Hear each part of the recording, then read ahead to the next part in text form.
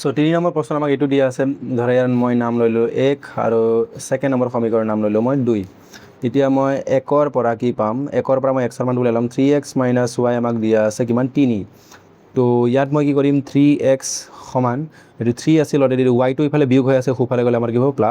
+y okay তো +y হৈ গল 3 ৰ ইয়াত কাম নাই তো 3 টো মই কি কৰিম ফুফালে লৈ যাম তো ফুফালে লৈ গলে তো যাব হৰত তো থাকি যাব মোৰ ওপৰত 3 + y ওকে তো এইটো নাম মই দি দিম 3 নম্বৰ সমীকৰণ ওকে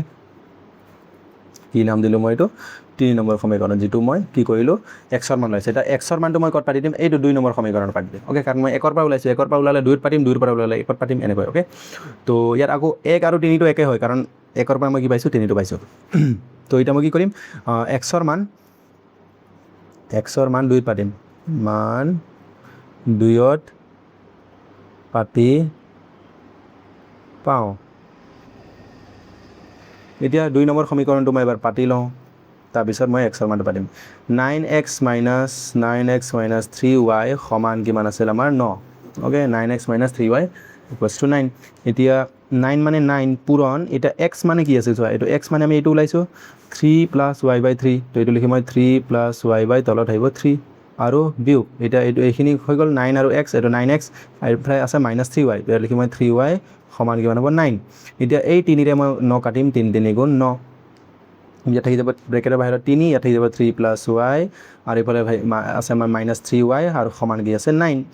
এতিয়া এইটো 3 আৰু এইটো 3 পূৰণ হ'ব 3 × 3 = 9 যোগ এইটো 3 আৰু y পূৰণ হ'ব 3 আৰু y 3y মাইনাস এইটো আমাৰ কি হ'ব 3y সমান কিমান হৈ গল 9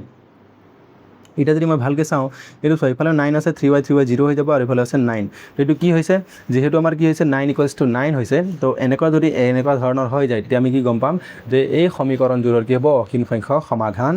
থাকিব তো ওকে তো আমি যি কোনো মান ললে কি হ'ব এই সমীকৰণটোৰ আমি কি হ'ব সমাধান কৰিব পাৰিম মানে x ৰ মান আৰু y ৰ মান আমি অসীম সংখ্যকভাৱে আমি পাতি যাব পাৰিম তো আমি কি লিখিব লাগিব এটাকে কি হ'ব সমীকৰণটোৰ অসীম সংখ্যক সমাধান থাকিব ওকে তো আমি এনেকৈ